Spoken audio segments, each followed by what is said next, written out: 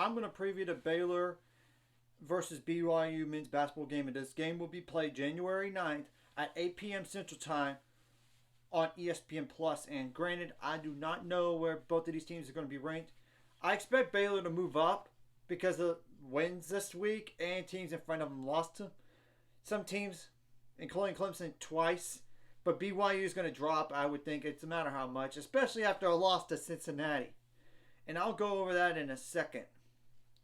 What's some players to keep an eye on for BYU? Jackson Robinson, number 2, 6'7", 109-pound guard. That's a senior.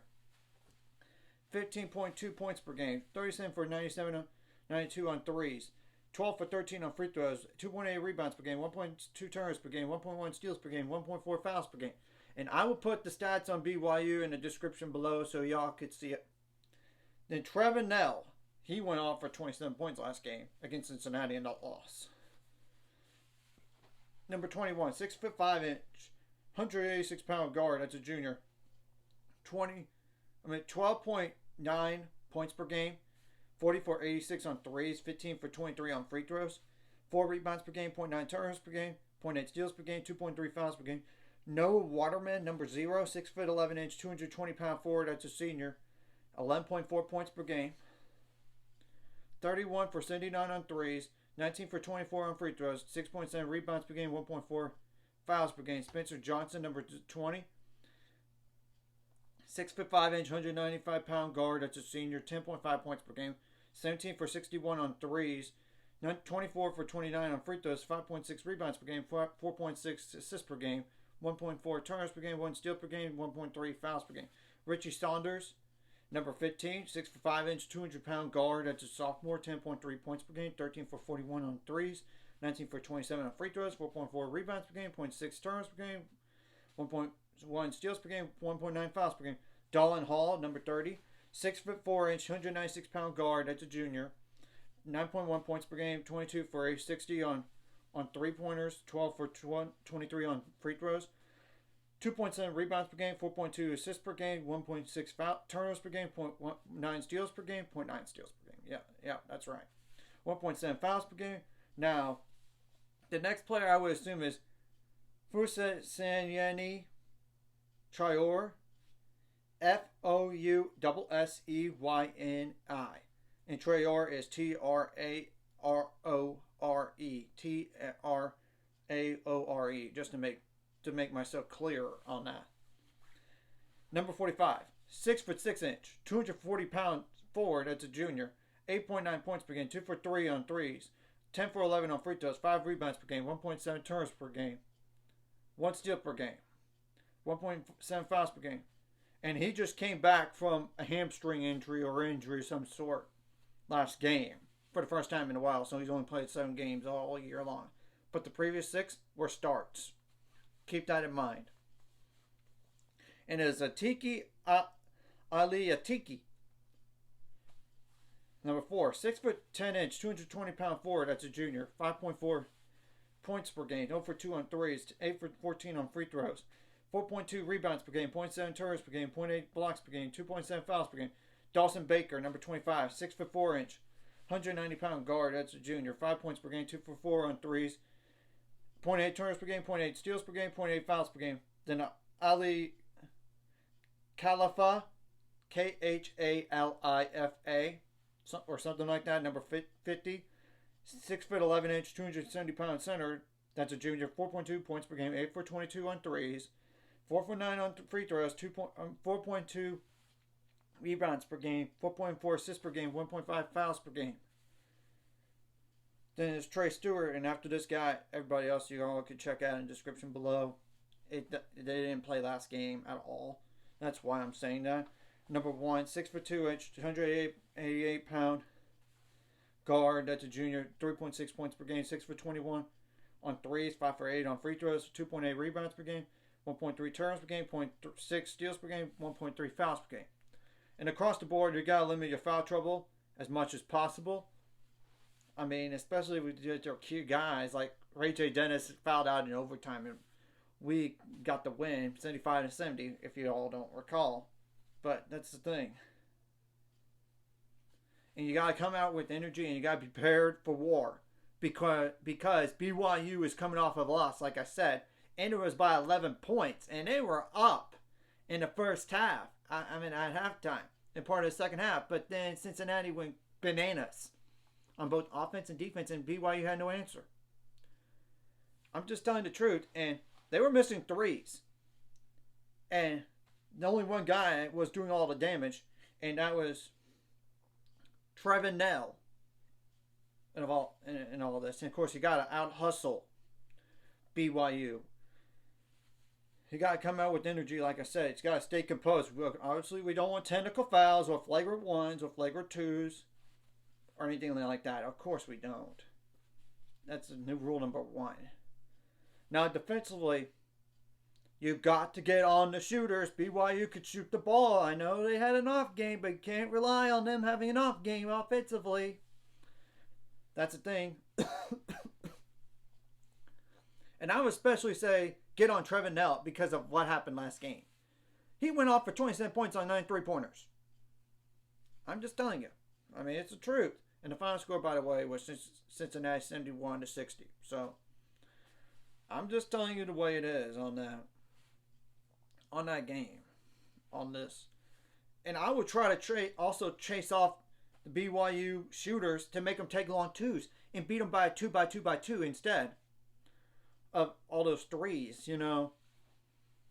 Obviously, you don't want to give up straight line drives, and you got to do well to get some steals, get some blocks.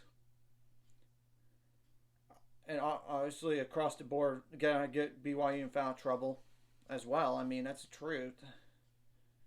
And I would also say you got to limit the rebounds as much as possible offensively and limit those second chance points. Fast break points. You got to do a lot better than that than last game.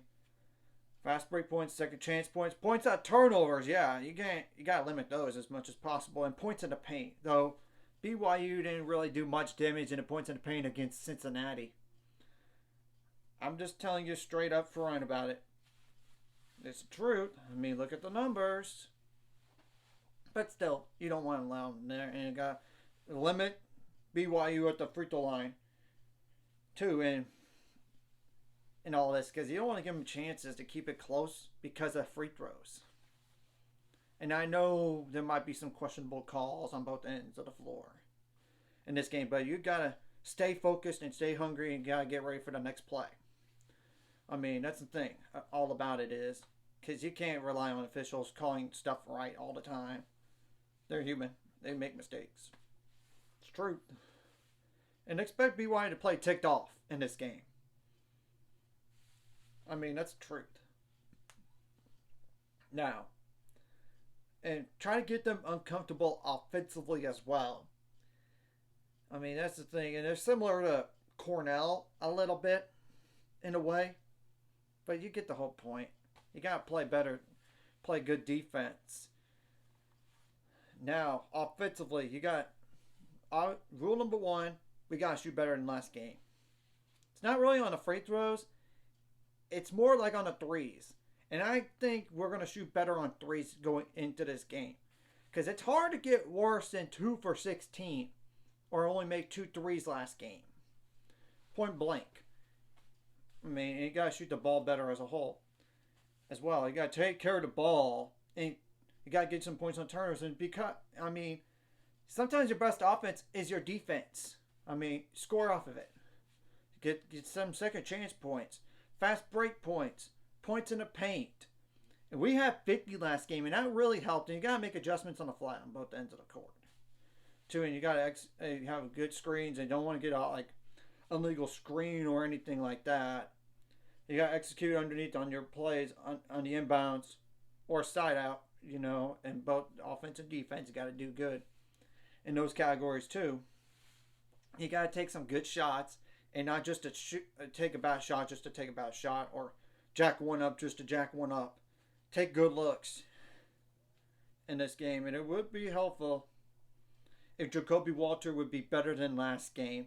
But I would think part of it's because it's his first Big 12 game. I mean, that's the thing about it is. And the good news is that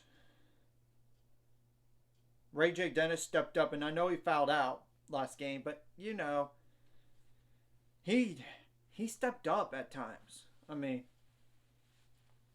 and obviously Jalen Bridges needs to step up in this game, and and Eves Missy, Jaden Nunn. Hopefully he's better offensively going into this game. Hopefully he is. I mean, that's the thing. I hope. Or in all this. And Josh Ujawuna does his role. Caleb Lohner does his role. Miralil will just do his role, and letting Langston Love off the bench. And if Jonathan Chomachachua plays, do his role. Even if he's not playing, he's gonna have to still do his role as try to help the big guys out, like Josh Ujawuna and Eves Missy. I mean, for advice and all that, because he's been through the wars, and I know he's not the same player as he used to be prior to injury 2 years ago in that Texas game. But you get the whole point in all this. You gotta be fired up. You're having a home game and your second time in the Foster Pavilion. You gotta show BYU who's boss and not let them dictate the pace. And you gotta be more. You gotta be ball tough. You gotta be tough on both offense and defense, and don't allow any clean looks for BYU. Because if you could make them shoot like last game, especially from the 3-point line, and we could do better, even better on Trevor Nell, unlike Cincinnati, that would really help. And you gotta make it once you get to the free throw line. Which we got to get more free throws than last game. And last game, we didn't have a single free throw in the first half.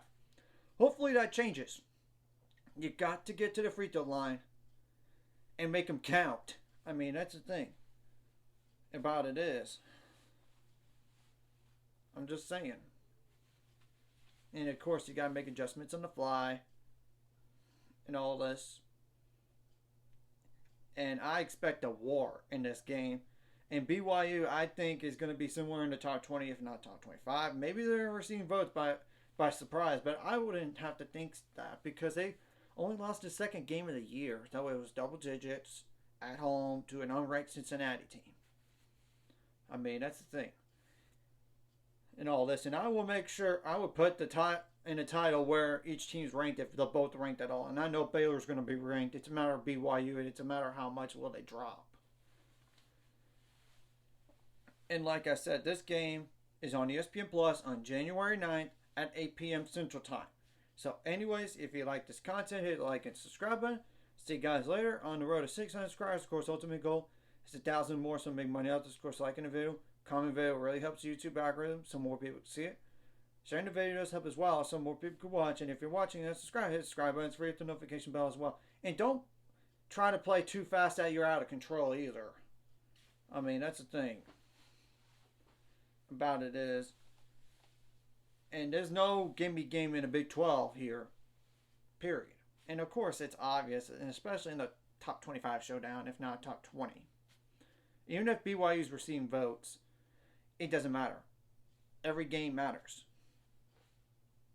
And go out there and go to work and protect home court and make adjustments from last game going to this game. Obviously, we have to, and make adjustments on the fly throughout, like not just first half to second half, but time and the break and the timeouts too. I mean, and don't allow BYU to go on big runs. And obviously, if you could get on the run, that would really, really help. And try to withstand those runs as much as possible, but then try to fight every time they get a run. Try to slow down the run and get a run of your own. And get some steals and get some blocks. And don't let them to do as much to you. I mean, that's the thing. And I know BYU does run man-to-man defense. Though they did run a little bit of a zone to Cincinnati as well. So, yeah, just keep an eye on that. That's all.